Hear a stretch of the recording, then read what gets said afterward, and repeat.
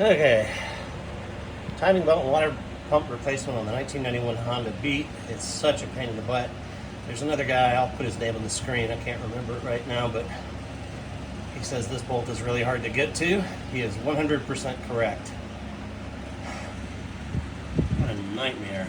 It's barely wide enough for my hand to fit in that slot, and I can't get a grip on it to get it further out. So I'll let you know if this works. But I have a silicone hose that I plan to drape over the top side of that bolt and pull, and hopefully it gets enough friction on the collar of that bolt to spin it the rest of the way out. These belts were in really good shape when I took them off. I'm planning to replace them, but because they're in such good shape, I marked the old ones to make sure I could tell them from the new ones. This is the alternator belt for the 1991 Honda Beat, and this is the air conditioner compressor belt. Well, finally, here's my valve train. I'll keep that covered to keep stuff from falling in. I finally have the timing cover off. I do not want to admit how many hours it has taken me to get to the point where the timing cover is finally off.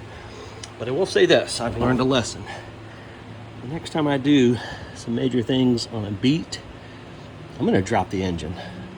As hard as those bolts were to access, to remove them, I can imagine trying to put them back in and get them torqued properly with this engine still in. So, that's my opinion. If you're going to do timing belt and water pump, why not just drop the engine and do a once over? All right, trying to do a little bit of documenting.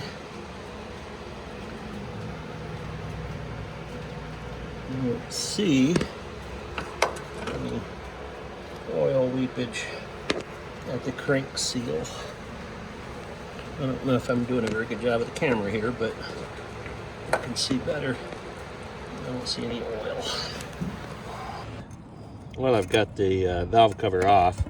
I'm going to knock some of the oxidation and decades old baked on dirt off, get a little shine on there, and probably seal it with a clear corrosion inhibitor.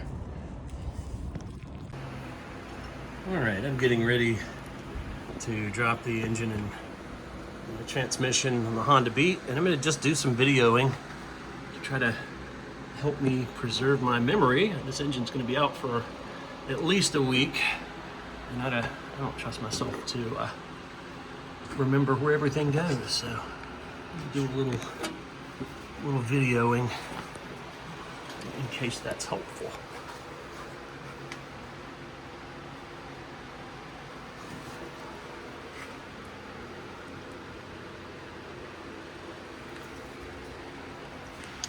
All right, I'm at the point where I think I'm going to make some mental notes, maybe a video note, of what I've disconnected. I think, I'm probably wrong, but I think I've gotten everything disconnected to be able to lower the engine, and, well, except, of course, the coolant hoses. Those will be the last thing I do because I'm sure I'll make a mess. I'm sure there's still some coolant left in there, even though I have the nose of the car down, the rear of the car elevated, and I've drained. You can see the funnel right there. I've drained the radiator and opened the radiator cap both in the engine compartment and under the hood. Both these cars have radiator caps in both locations, but based on what I've evacuated so far, that is not open. So I assume there's going to be a mess. But I've disconnected two wiring looms here, along with a ground wire strap to the chassis. Of course, both axles are out. Disconnected the alternator, though I expect it to drop with the engine. I've got the air conditioner lines disconnected and back out of the way. This wiring harness also connects to the positive and negative terminals of the battery, which is back there. In addition to those two wiring looms, I have disconnected the throttle cable, the fuel return line if I can get that. There's a port here. I've put the plastic fitting back over it, but there's a port that lets you get to the constant tension clamp to remove the fuel return line. The fuel feed line is disconnected from the fuel filter, which is in there. And then there's one ignition related wire right there. Got that disconnected. And a couple of vacuum lines. You can see the white T that's disconnected on the screen. There's a couple more over on that side. The engine is out of the Honda Beat. I'm going to do a little bit of recording. I plan to take out the fuel tank and check it out, probably reseal it anytime. My opinion is anytime you're not sure if your 30-year-old car has had the tank resealed and you have the engine out and you can get to the tank, you might as well do it, right? So I'm going to do a little bit of documenting of the engine bay condition, because I also plan on rust coating everything. It's in really good shape. There's really not much rust, but why not? Got it out, right? So the tank is in there. I'll take that out the next few days. And Pour 15 makes it's a silver product, and it's specifically for tanks. I'll recoat it and hopefully do some recording on that as well. All right, the Honda Beat engine is out. There's yellow marks that are made on the timing system. Make me believe that this has in fact had a new timing belt recently, but it's going to get a new one. I thought it would be interesting to just do a walk around and look at what we have here. With the valve cover off. Right. Let's kind of document what the engine looks like straight out of the car.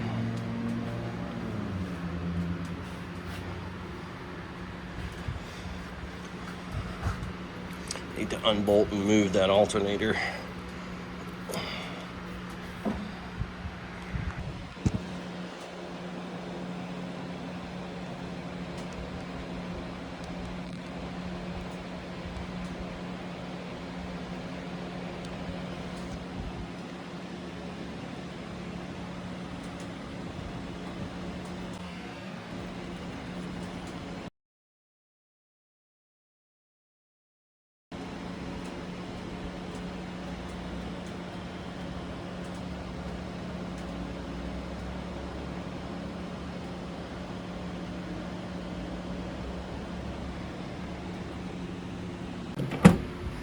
Sometimes I forget to do this, so I'm going to do it right now. That will show us the odometer reading at the time of water pump timing belt at set to rest. Speaking of water pump, here's the old one. Focus, baby. Yeah, looks decent.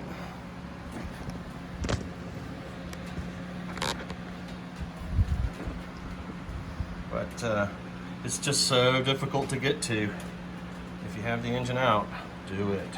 Replace it. The thermostat housing is pretty much on the bottom of the engine. It's the water pump connection point. And there's the old thermostat. And that's the part number of the new one. Looks fine, but one of those things that costs a little money. I feel like you might as well do it while you're in there, while you're swapping out the water pump. All right, new thermostat installed, and I need to get some of this schmutz off before the water pump goes on.